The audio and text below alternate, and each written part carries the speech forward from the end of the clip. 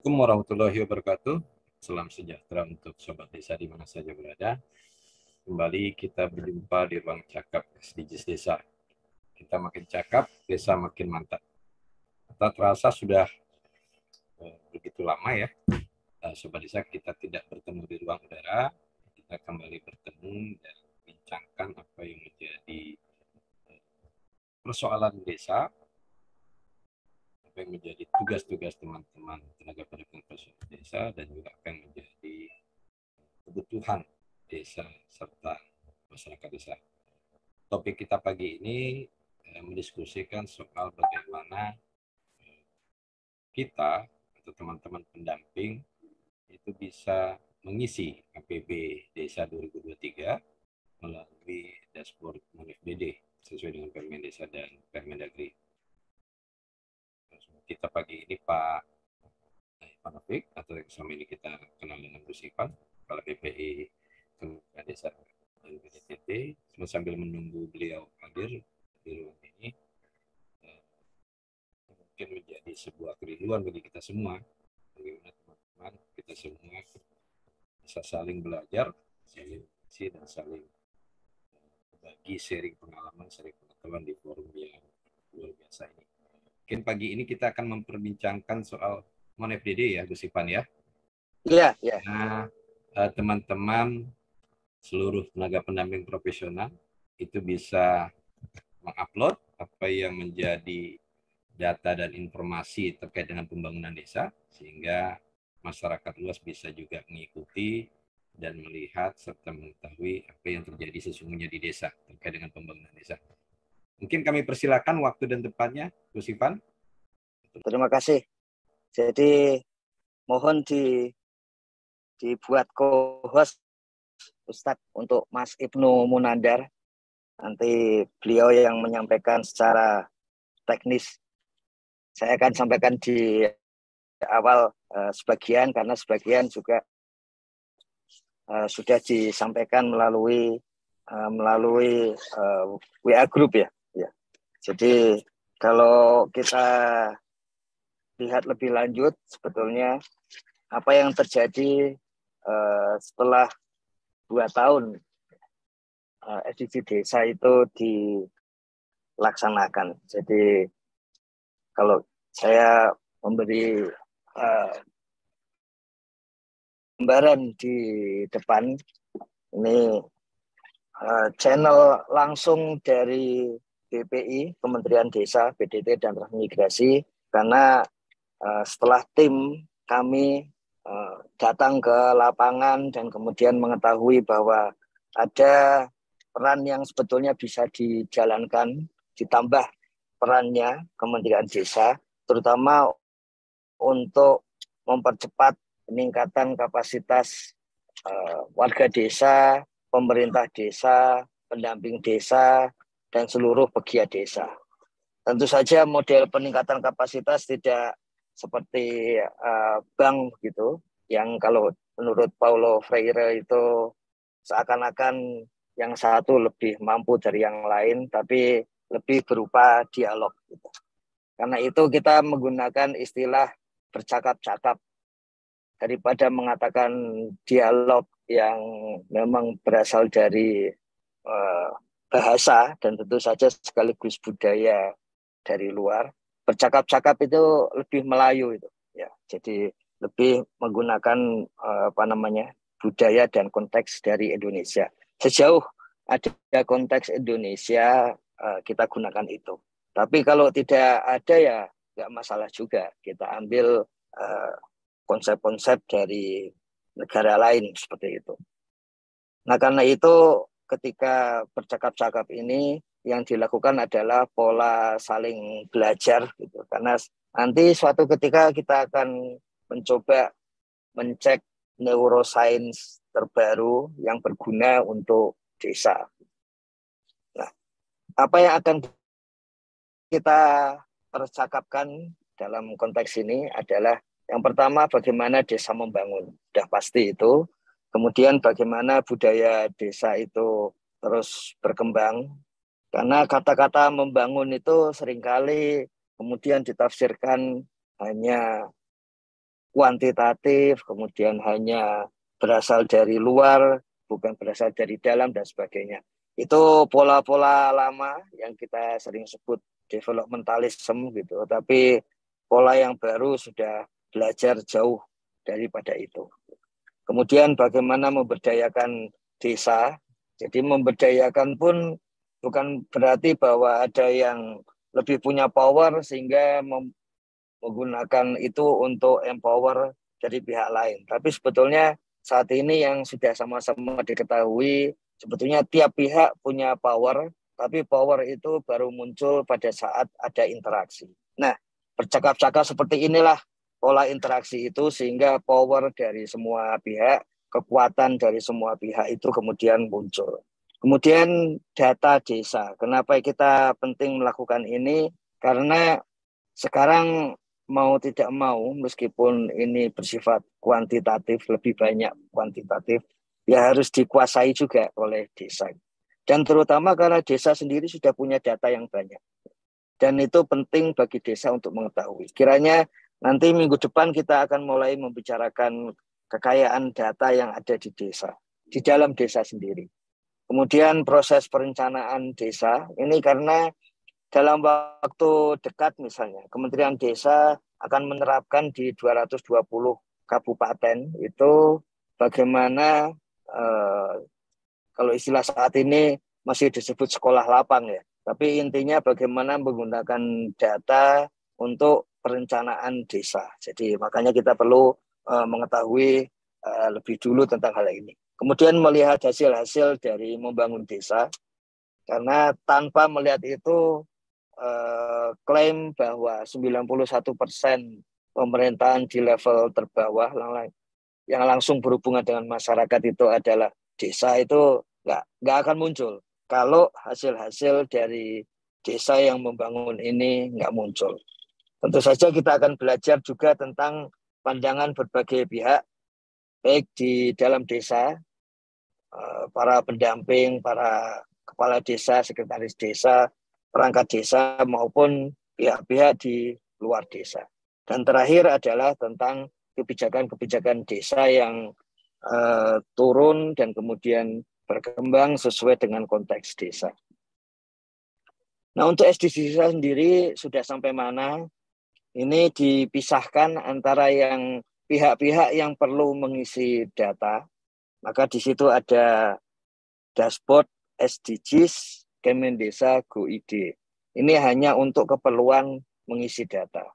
Adapun untuk keperluan melihat hasilnya, yang tidak perlu mengisi data, itu sudah terkompilasi seluruhnya di SID, singkatan dari Sistem Informasi Desa, .kemendesa.go.id. Yang isinya adalah seluruh informasi tentang desa yang terus bisa dikembangkan. Jadi mau ditempel di web desa, juga disiapkan seperti itu, dimasukkan ke dalam comment center dari kabupaten, provinsi, sampai comment center dari kementerian dan lembaga lain juga disiapkan. Tapi terutama tentu saja di situ adalah digunakan untuk membangun desa. Nah, pada hari ini sebetulnya kita akan bercakap-cakap mengenai hal yang lebih luas, tapi ada salah satu hal yang penting disampaikan oleh Menteri Desa minggu lalu pada kami dan beberapa orang bahwa APB Desa, APBDes, itu penting untuk segera kita ketahui secara total. Kenapa demikian? Karena kita ketahui APBDes itu isinya sangat lengkap, yaitu rancangan kegiatan desa pada tahun berjalan ini. Dan kalau kita mengetahui pada sepertiga tahun pertama, maka kita sebetulnya sedang mengetahui apa yang akan terjadi sampai pada bulan Desember 2023. Jadi ada aspek pentingnya di sana. Kita mengetahui bahwa apa saja yang akan dilakukan desa, dan kemudian kita bisa mendukung hal-hal yang sudah direncanakan oleh desa. Jadi kepentingan utamanya ada di sana. Kemudian kenapa perlu masuk ke Monef Dana Desa? Karena di sana juga APBDes itu jangkar atau bagian pangkal untuk mengisi menu-menu data yang lain. Dan pada saat ini hasil dari Monef Dana Desa itu antara lain digunakan di dalam dashboard di Kementerian PMK, gitu. Kemudian juga oleh Ditjen PDP sedang dalam proses untuk bisa diakses berbagai pihak. Jadi arti penting dari Monef Dana Desa seperti itu. Meskipun aspek-aspek pokok dari Monef Dana Desa tentu saja akan disampaikan di dalam sid.kemendesa.go.id. Jadi sebagai jangkar untuk menu-menu yang lain itu misalnya dana desa, baru bisa diisi kalau APBDes-nya terisi, supaya tidak ada kesalahan di dalam penulisan untuk dana desa. Kemudian prasarana dan pemberdayaan. Jadi kalau di dalam aplikasinya disebut non prasarana, tapi itu maksudnya adalah aspek-aspek pemberdayaan. Kemudian kalau di tagging ada padat karya tunai desa, maka rincian padat karya tunai desa baru akan muncul. Makanya perlu hati-hati, pengalaman dari tahun lalu, pengetahuan tentang bagaimana mengisi APBDes ini menjadi sangat vital. Dan oleh karena itu, selama seminggu ini, kita akan mempelajari bagaimana cara-cara mengisi APBDes di dalam Monef Dana Desa. Khusus hari ini, tim teknis yaitu Mas Ibnu akan menyampaikan secara teknis. Selanjutnya nanti kami yang akan menyampaikan bagaimana isian-isian di dalamnya. Kita mengetahui bahwa kalau APBDes itu terisi penuh, maka kita akan mengetahui apa yang akan terjadi pada 91% wilayah pemerintahan di Indonesia. Karena ini adalah wilayah pemerintahan desa. Sisanya adalah kelurahan. Kemudian yang perlu juga diingat adalah bahwa informasi tentang agregat desa ini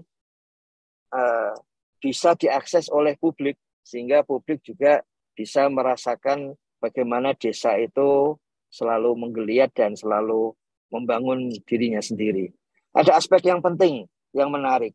Pada tahun lalu, 2022, itu dari 74.961 desa, itu APBDes terkompilasi yang kurang hanya sekitar 31 desa. Jadi 74.930-an desa terkompilasi, sehingga itu membentuk satu data yang tidak bisa diingkari lagi karena memang kondisinya demikian.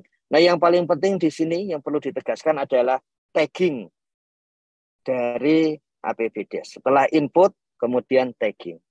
Kiranya begitu, Ustadz, untuk pengantarnya. Selanjutnya Mas Ibnu yang akan menyampaikan dulu, biar urusan teknis segera beres, kemudian bagian kami untuk aspek yang lain. Baik, terima kasih Gus Isman. Mas Ibnu sudah bergabung, Mas? Ya, sudah Pak. Baik, silakan Mas Ibnu. Oh, ini pakarnya nih, silakan Mas. Baik, terima kasih Pak atas kesempatannya. Assalamualaikum warahmatullahi wabarakatuh. Salam sejahtera untuk kita semua. Selamat pagi. Semoga kita dalam keadaan sehat.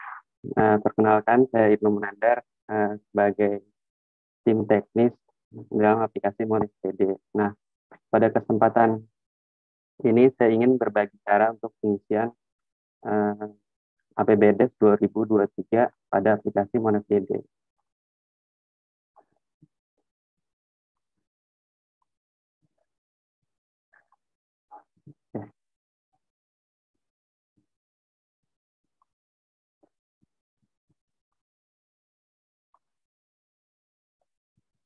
Nah, jadi secara umum, jadi sebenarnya inputan Monef DD ini ada kaitannya dengan inputan realisasi.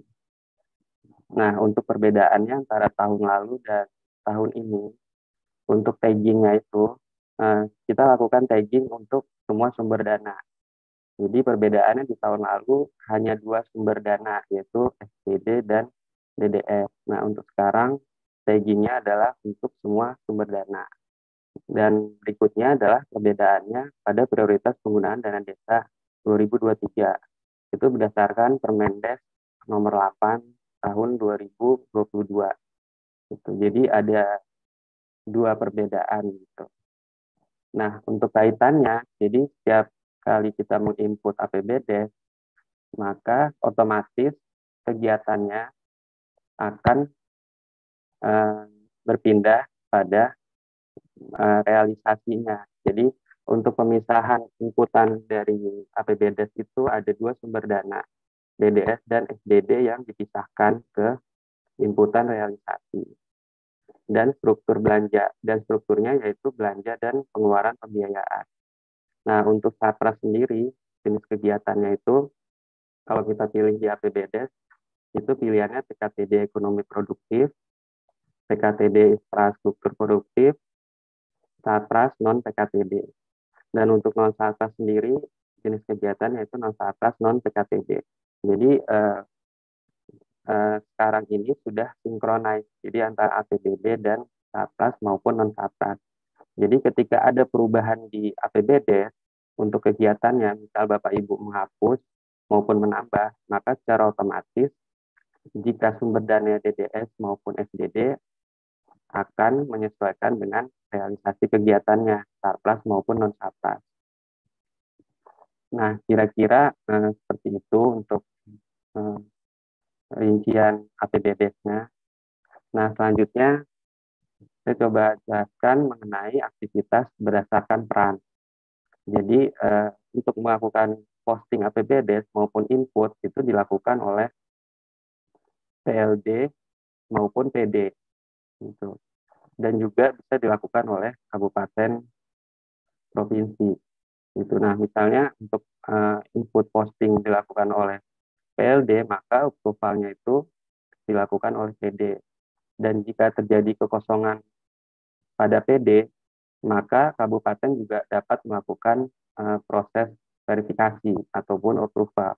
Gitu. Nah, saat ini kita sedang melakukan proses input yang 2022 untuk realisasi. Nah, itu terakhir info memang banyak terjadi kekosongan pada pendamping desa. Nah, jadi untuk verifikasi bisa dilakukan juga oleh kabupaten. Nah, terus yang bisa dilakukan oleh PLD yaitu melakukan perubahan APBD, terus melakukan edit ataupun melakukan ubah. Dan juga melakukan pembatalan terhadap verifikasi yang sudah diinput.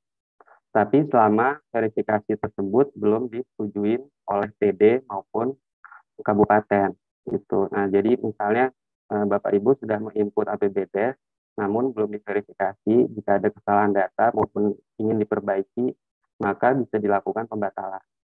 Dan jika sudah di-approve dan ingin dilakukan perbaikan, maka yang bisa melakukan pembatalan adalah yang melakukan verifikasi terhadap data tersebut. Itu jadi hanya orang yang melakukan verifikasi yang bisa melakukan pembatalan. Nah, perbedaannya antara PLD dan PD yaitu untuk kabupaten dapat mengunci posting APBD. Itu jadi APBD ketika dikunci maka tidak dapat dilakukan input maupun perubahan terhadap data. Nah, ini sama seperti tahun lalu. Jadi tidak ada perbedaan terhadap aktivitas maupun perannya. Nah, untuk mempersingkat waktu, saya coba jelaskan juga simulasi dalam melakukan posting awal APBD untuk tahun 2023.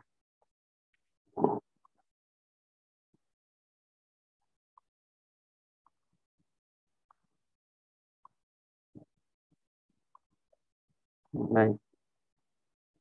Nah, sama seperti sebelumnya, aplikasi Bapak Ibu dapat mengaksesnya pada URL monefdd.kemendesa.go.id. Nah, untuk username itu sama seperti sebelumnya, yaitu nick Bapak Ibu yang sudah terdaftar pada aplikasi MonefDD. Gitu. Nah, MonefDD ini nge-link dengan aplikasi DRP. Jadi, untuk kewenangannya untuk desa tahun ini yaitu sebanyak 75.000 265 desa. Jadi ketika ada perbedaan pada kewenangan desa, Bapak Ibu bisa menghubungi kami untuk dilakukan penambahan pada aplikasi DRP. Nah, di sini saya coba login menggunakan akun PLD.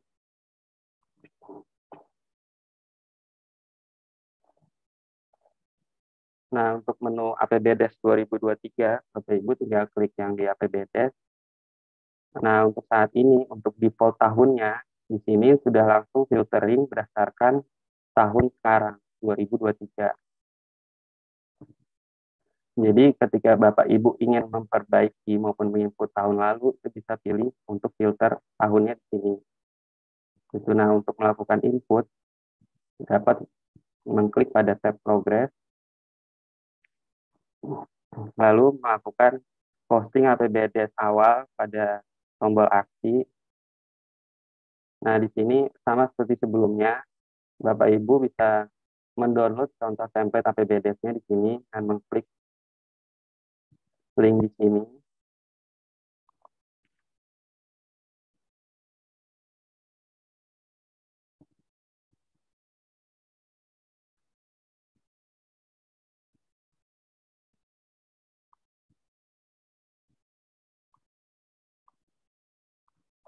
Nah, di sini hasil download dari template APBDes.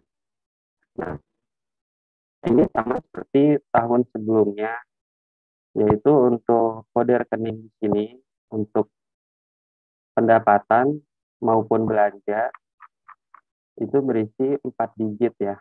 Jadi, di sini Bapak Ibu tinggal lengkapin di kolom, kalau di format template APBDes itu di A2 ya, yaitu 4 digit kode rekening.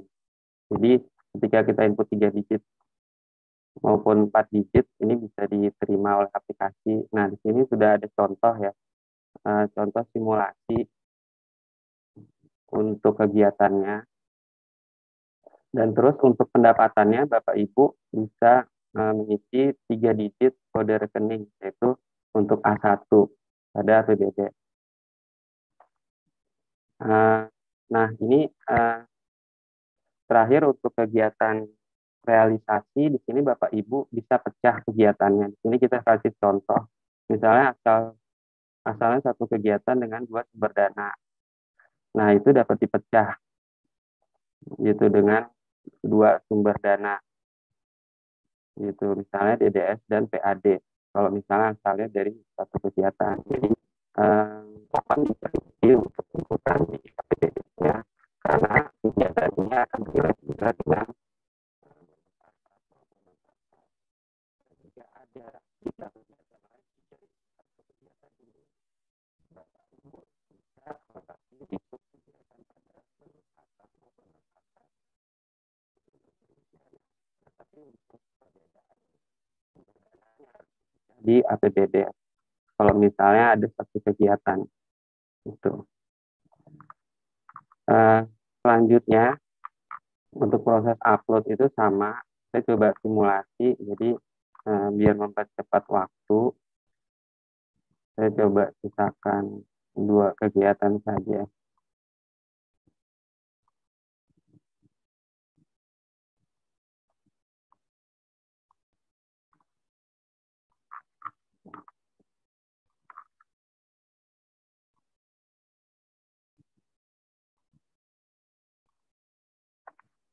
Misalnya di sini, ini sebagai contoh saja ya.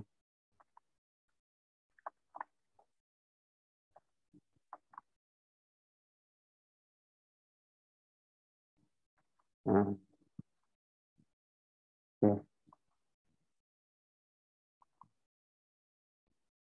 Nah, di sini sudah kita unggah dari file yang sudah tadi diedit. Nah, Bapak Ibu mohon dicek untuk file uploadnya. Di sini ada previewnya apakah sudah sesuai dengan template yang diisi sebelumnya.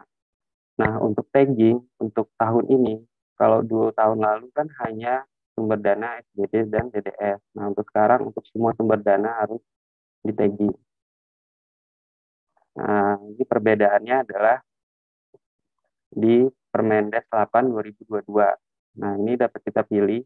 Di sini udah kita grup untuk kegiatannya. Misalnya sini pemulihan ekonomi nasional ada 3 pilihan, program prioritas maupun mitigasi dan penanganan bencana. Nah, untuk lainnya, Bapak Ibu tinggal pilih di sini. Ini ada kita tambahkan 5 pilihan ya, selain di Permendes 8/2022. Gitu. Nah, ini semuanya harus terisi. Jadi kalau misalnya kita submit tanpa diisi pilihannya, maka tidak akan bisa. Gitu. Jadi pastikan untuk pilihan taggingnya semuanya terisi. Nah, sesuai pengalaman tahun lalu, di sini banyak kita habis waktu untuk proses penginputan ini. Jadi sebenarnya untuk session login pada aplikasi ini berlaku sekitar 180 menit atau 3 jam. Jadi triknya Bapak Ibu bisa lengkapin dulu di file Excel-nya untuk pilihannya, karena kan ini lumayan banyak taggingnya. Jadi ketika udah ada tagging di file Excel-nya, Bapak Ibu tinggal melakukan pilihan di aplikasi. Nah, selanjutnya kita coba isi. Ini sebagai contoh ya.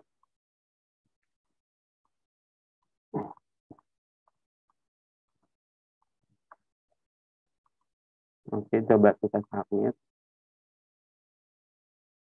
Nah, inputan yang udah di-submit akan masuk pada tab verifikasi. Nah, selanjutnya jika PLD menginput adalah tugas dari PD untuk melakukan approval-nya. Nah, kita coba login sebagai PD.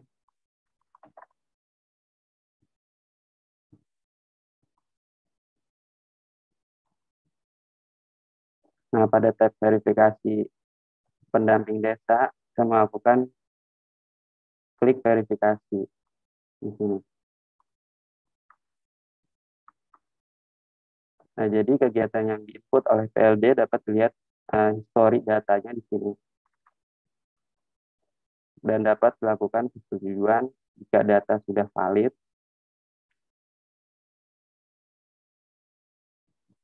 Maka setiap approval, data akan masuk pada rekapitulasi progres maupun di menu tab progres maupun di rekapitulasi. Nah, di sini kita sudah pilih untuk rekapitulasinya berdasarkan pilihan dari APBD.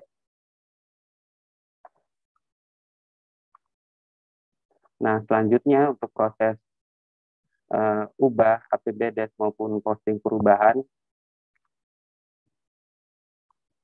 itu sama seperti yang sebelumnya. Bapak Ibu tinggal melakukan perubahan di sini dan dilakukan approval oleh level di atasnya. Jadi tidak ada perbedaan yang lain. Hanya tadi untuk perbedaan tagging pada posting APBD awalnya saja. Gitu.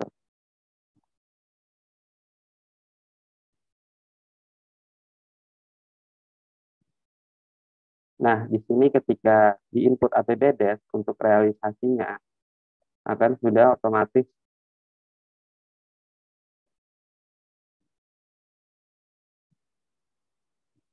terinput juga gitu. Jadi untuk itu dari saya cukup sekian yang bisa saya sampaikan. Mohon maaf apabila ada kekurangan dalam penjelasan saya. Semoga bermanfaat. Wassalamualaikum warahmatullahi wabarakatuh. Ya, terima kasih Pak. Baik, terima kasih Mas Ibnu. Artinya setiap item ini, item yang sudah diinputkan oleh teman-teman pendamping, baik PLD, PD, maupun TA, ini perlu di tagging ya untuk teman FDD tahun ini ya Mas Ibnu ya. Sehingga Ya, kemudian bisa terlihat sesuai dengan Permendes 8 atau tidak. Baik, mungkin kita kembali ke Gus Ivan. Ada yang ingin ditambahkan Gus? Apa yang sudah disampaikan oleh Mas Ibnu tadi? Atau kita buka ruang diskusi? Terima kasih. Nanti sambil dibuka ruang diskusi, Ustadz, ini kami sampaikan tadi bahwa yang menginput tadi ada PLD dan PD, tapi saat ini dibuka sampai level provinsi. Jadi perlu dicek bahwa untuk ke depan kembali lagi nanti sesuai dengan SOP akan ke PLD dan PD. Namun karena untuk percepatan pada saat ini dibuka sampai level kabupaten dan provinsi. Nah, kapan menginputnya? Ya harus mulai sekarang, dan yang perlu diingat adalah bahwa waktu penginputan itu disetel pada saat ini adalah 3 jam. Sehingga memang perlu tadi strategi supaya sudah siap-siap ini akan masuk di dalam tagging yang mana gitu. Itu yang penting. Kemudian dalam hal tagging, mungkin yang paling penting dalam hal tagging itu adalah yang pertama dalam hal tagging sarpras dan non sarpras, apakah masuk dalam PKTD atau bukan PKTD atau non sarpras. Jadi ini tagging yang pertama yang tidak boleh salah ini ya. Jadi kalau infrastruktur ya pasti PKTD atau non PKTD. Kemudian kalau bukan infrastruktur berarti masuk kegiatan-kegiatan pemberdayaan dan pembinaan kelembagaan masyarakat desa.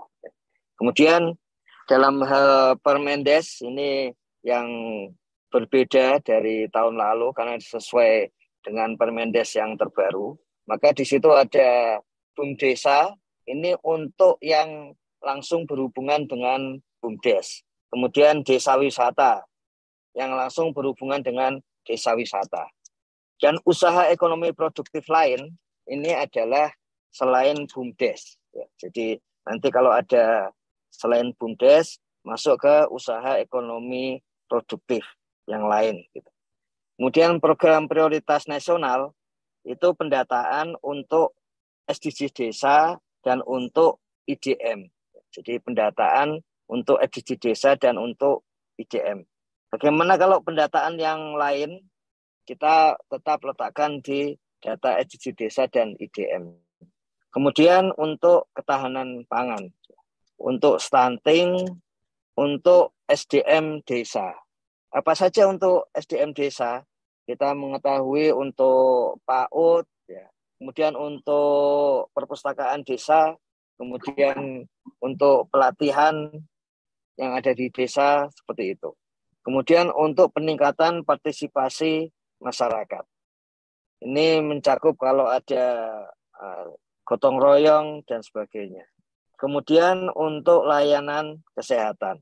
Lalu untuk dana operasional pemerintah desa. Jadi kalau dalam kelompok dana operasional dimasukkan di sini.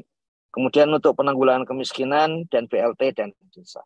Lalu untuk mitigasi dan penanganan bencana itu mencakup bencana alam dan non alam.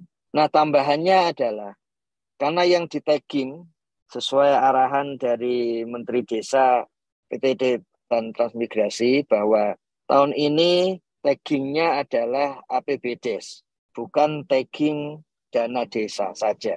Jadi karena taggingnya APBDes maka ada tagging berbasis dana desa, kemudian silpa dari dana desa, serta dari pendapatan yang lain.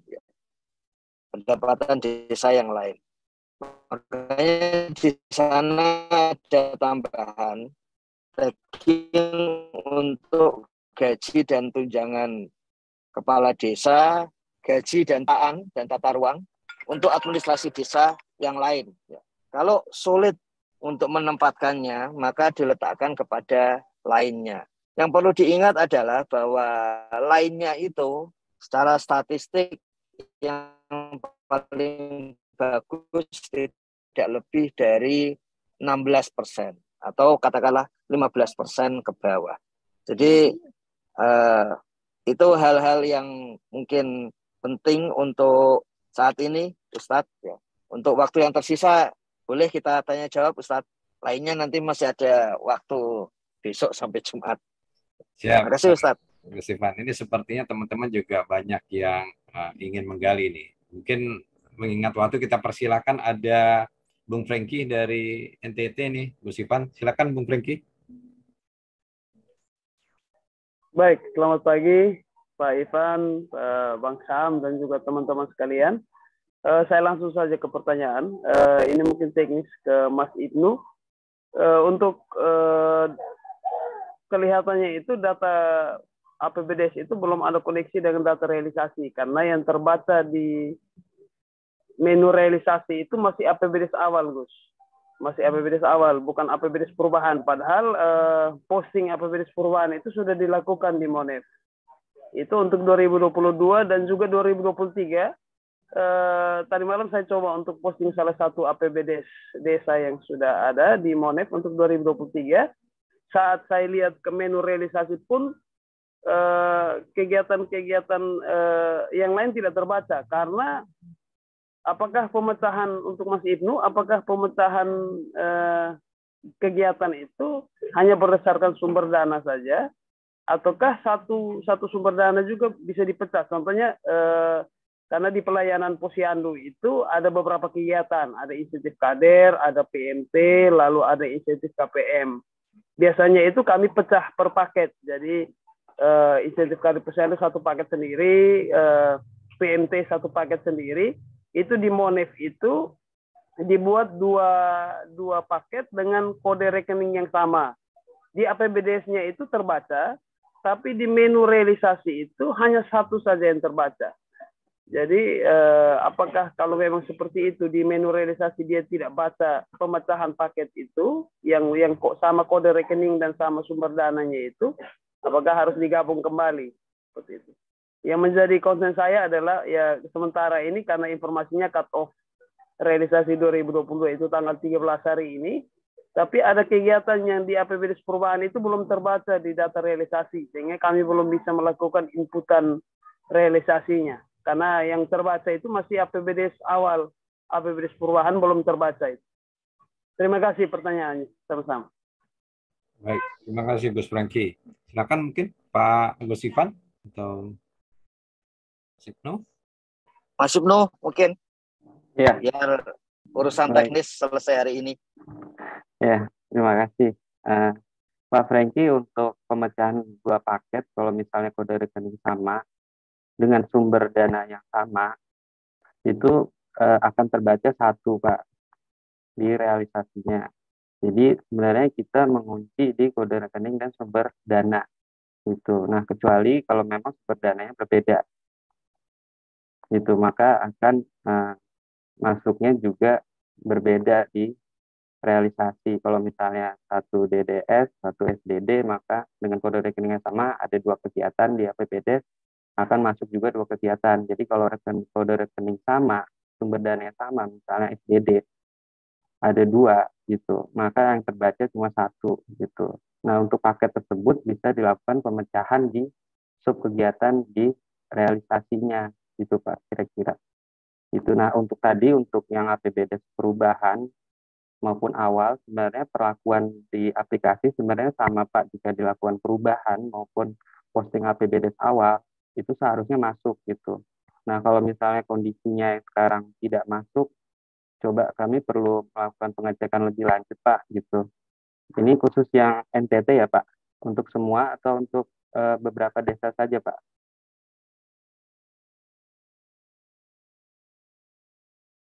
Gimana Gus Franky? Untuk semua desa apa beberapa desa aja? Untuk saya tidak kabupaten lain, tapi kabupaten kami itu semua teman-teman itu mengalami hal yang sama. Kendalanya itu data yang terbaca itu APBDes awalnya. Lalu untuk penambahan submenu juga kayaknya belum bisa. Kita tambah submenu itu kalau disubmit itu submenunya tidak muncul, Mas Ibnu. Jadi kesulitan untuk penambahan submenu untuk pemecahan kegiatan dengan satu kode rekening yang sama. Itu juga kayaknya belum bisa itu. Untuk submenu, di Pak, untuk kami saja atau bagaimana? Ya, mohon izin, Pak. Untuk submenu maupun penambahan itu akan tampil ketika sudah diverifikasi. Iya, gitu. Biasanya satu-satu kegiatan yang induknya itu sudah diverifikasi, lalu mau ditambah submenu untuk kegiatan yang sama juga, buat submenunya saat diverifikasi, nanti submenunya yang muncul kembali, induknya yang tadi sudah diverifikasi awal, hilang kembali. Itu kondisi yang kami alami seperti itu. Ya, itu kejadiannya kira-kira hari apa, Pak? Tanggal hari Sabtu barusan. Sabtu. Oke. Nanti Tanggal coba 11. Ya. coba kami cek dulu ya Pak. Ya, ya. Yang Baik. perubahan sama penambahan sub-menunya. Bisa. Baik, terima kasih Mas Ibnu. Ini Bung Reki masih tidak puas kayaknya. Tapi kita lanjutkan dulu ke Mbak Nuzuli ya, Bu Sipan ya. Silakan Mbak Nuzuli. Mbak Nuzuli Abdia. Oke. Baik Pak, terima kasih. Assalamualaikum warahmatullahi wabarakatuh. Sangat menarik ya acara hari ini dan yang sudah lama kita tunggu-tunggu. Pak Ivan juga sudah mulai bersuara dan memberikan semangat lagi untuk kita. Saya ingin menanyakan, kalau tadi Pak Ibnu menjelaskan di APBD 2023, begitu kita menginput APBDes-nya, realisasinya langsung masuk, ya kan? Dan ini juga sebuah kerja yang sudah sangat efektif untuk di 2023. Nah, untuk yang 2022 itu kan belum tersinkronisasikan dengan realisasinya dan kita harus melakukan input ulang. Nah, dari yang saya lihat di dalam MonFDD, memang ada realisasi untuk penginputan di 2023 yang kita ambil dari data manual pada non-Sarpras. Nah, apakah dari data non-Sarpras itu tidak bisa terjadi migrasi sehingga untuk realisasi di 2022 yang ada pada MonFDD itu bisa masuk. Jadi kita nggak usah mengisi satu-satu, mungkin data dari data manual non-Sarpras bisa diupload seperti kita mengupload data BLT atau segala macam sehingga tidak terjadi pengulangan pekerjaan. Tapi kalau yang untuk 2023 yang seperti Pak Ibnu jelaskan tadi dan simulasikan tadi itu sangat membantu kita sebagai pendamping untuk menginput di realisasi. Jadi begitu kita input APBDes, langsung masuk ke realisasi. Mungkin itu aja Pak, mohon penjelasannya bagaimana dengan realisasi di 2022 yang juga ada di MonFDD. Terima kasih Pak. Assalamualaikum warahmatullahi wabarakatuh. Waalaikumsalam. Terima kasih Mbak Nuzuli. Silakan Mas Ibnu. Iya, terima kasih. Ibu, saya mau jelaskan mengenai yang migrasi Bu. Jadi untuk tahun lalu 2022 untuk percepatannya memang kita buka migrasi dari file Excel. Nah, seharusnya untuk APBDes itu otomatis yang sudah terinput akan terinput untuk yang DDS maupun SDD langsung masuk ke realisasi. Nah, untuk kemarin karena percepatan itu untuk migrasi Excel itu tidak semuanya terbaca. Jadi untuk proses migrasi itu kita coba mencocokkan kode rekening yang sudah diinput di file Excel dengan kode rekening yang sudah diinput di APBD sebelumnya. Jadi memang banyak data yang tidak masuk gitu Bu. Jadi kemungkinannya itu. Nah, kita coba melakukan sinkronisasi juga dengan existing APBD yang sudah diinput di tahun lalu. Itu sudah kita masukkan semua datanya, filtering based on SDD maupun DDS gitu. Jadi untuk sebelumnya untuk mempermudah proses inputnya kita sudah sediakan download juga di level mulai dari level provinsi sampai level kecamatan. Jadi untuk download tersebut yaitu kegiatan yang sudah difilter Sarpras maupun non Sarprasnya berdasarkan DDS maupun SDD Bu. Jadi untuk proses migrasi kemarin sudah ditutup ya. Jadi memang yang sekarang ini sudah tinggal di input saja gitu yang 2022-nya untuk realisasinya. Gitu Bu, kira-kira. Oke Pak. Baik Pak, terima kasih. Mudah-mudahan penjelasannya jelas ya, Bu. Oke, ya kita beralih ke penanya ketiga nih Mas Ibnu Musipan. Ada Mbak Sylvia Dwipa. Silakan Pak. Open mic-nya.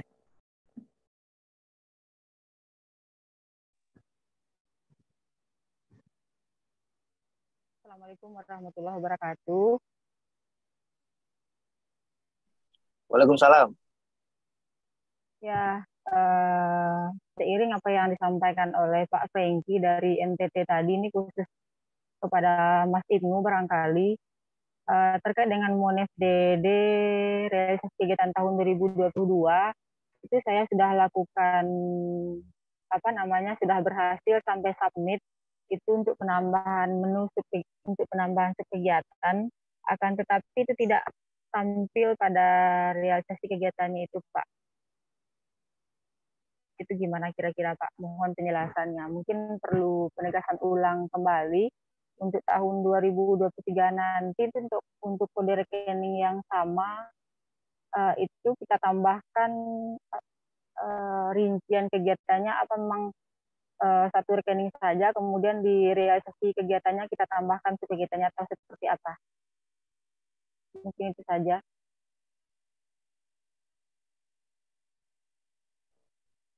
Baik, mungkin bisa langsung dijawab, Mas Ibnu. Siapa? Ya, baik Pak, saya coba jawab pertanyaan dari Bu Sylvia mengenai yang tidak tampil di menu realisasi, Bu. Jadi setelah input itu harus dilakukan proses approval, Bu. Jadi di level di atasnya. Nah, kemarin itu kita terima kendala, jadi untuk yang beberapa PD yang sudah diinput oleh PLD ada kekosongan di PD. Nah, per tadi sudah kita buka untuk approval dilakukan oleh level kabupaten. Jadi ketika sudah di-approve, maka data tersebut akan tampil pada menu realisasinya gitu. Nah, selanjutnya, tadi yang kedua apa Ibu? Mohon maaf, saya lupa. Metode penginputan untuk tahun 2023, APB tahun 2023. Ya, yang untuk tadi sepertinya ada beberapa rincian kegiatan seperti yang disampaikan oleh Bang Prengki tadi dari NTT itu dirinci apakah memang satu kode rekening saja gitu, misalnya kegiatan yang terkait dengan pelayanan kesehatan lah, di situ kegiatannya kan misalnya ada fasilitas RDS-nya, kemudian ada insentif kadernya di kegiatannya, apakah bisa nanti ketika kita upload menu APBD itu dirinci kegiatannya, atau memang satu kode rekening saja yang kita inputkan kemudian kita rinci di menu realisasi kegiatan. Kemudian tambahan barangkali Mas Ibnu, untuk yang tahun 2022 ini saya sudah konfirmasi ke PD-nya, itu sudah diverifikasi, akan tapi tetap tidak tampil juga di PLD-nya gitu, Mas. Ya, baik Bu. Yang tadi untuk rincian kegiatannya, jika ada satu kegiatan, ada beberapa kegiatan pada kode rekening yang sama, dengan sumber dana yang sama, nah itu inputnya tetap satu Bu di APBD. Jadi nanti dipecahnya di sub kegiatan pada realisasinya. Itu. Nah, untuk yang tidak tampil setelah approval itu terjadi di satu desa aja atau gimana Bu? Desa aja. Satu desa. Ya. Ya. Itu boleh di-share Bu untuk desa apa gitu, coba kami cek dulu. Kode desanya 130816-2002. 0816-2002 ya Bu. 130816-2002. Oke. Ya, nanti coba kami cek dulu ya Bu untuk yang kasus ini. Gitu. Terima kasih Mas Ito. Ya, sama. Terima kasih, Rifa. Gus Ivan, ini kita buka lagi. Karena sudah. Besok kita lanjutkan, Gus. Oke, siap. Ya, terima kasih Mas Ibnu. Ini karena Mas Ibnu bisanya hari ini, makanya kita ajukan. Besok sudah punya tugas lain, jadi nggak bisa. Baik, ini besok bagian saya, Gus. Ini Gus Ivan, Mas Ibnu, artinya rasa ingin tahu teman-teman begitu tinggi ya, apalagi setelah hampir 1 tahun kita tidak mengudara. Dan mungkin mohon bersabar, Bapak Ibu, kawan-kawan sobat desa semua, kita akan masih bertemu kembali di setiap hari, Senin sampai Jumat, di ruang cakap SDGs Desa ya, jam 6 sampai jam 7. Dan untuk hari ini mungkin kita bisa cukupkan dulu ya, Gus Ivan ya. Benar. Kita pagi hari ini, terima kasih banyak atas kehadiran sobat desa semua. Di ruang cakap SDGs Desa, kita makin cakap, desa makin mantap. Terima kasih Gus Ivan, terima kasih Mas Ibnu, dan mudah-mudahan apa yang kita terima hari ini, informasi hari ini yang disampaikan Gus Ivan dan Mas Ibnu bisa membantu teman-teman semua dalam rangka mempercepat input APB Desa tahun 2023 maupun 2022, perubahan ya terakhir yang disampaikan kemarin, dan juga realisasi kegiatan di 2022 dan 2023, karena 2023 mungkin juga baru ya, baru beberapa kegiatan, dan itu bisa cut off-nya per tanggal ini ya, Gus Ivan ya, per tanggal 13 Maret ini, kalau tidak salah diinformasikan, untuk cut off. Ya, untuk PSDD. 2022 ya. Ya. Baik. Terima kasih banyak Gus Ivan. Kita akan bertemu kembali esok hari di ruang cakap desa, ruang cakap SDGs desa. Mudah-mudahan apa yang kita tunggu-tunggu itu semakin jelas di setiap harinya dan makin membantu kita. Terima kasih. Kami akhiri pertemuan pagi hari ini dan ucapkan alhamdulillah. Assalamualaikum warahmatullahi wabarakatuh.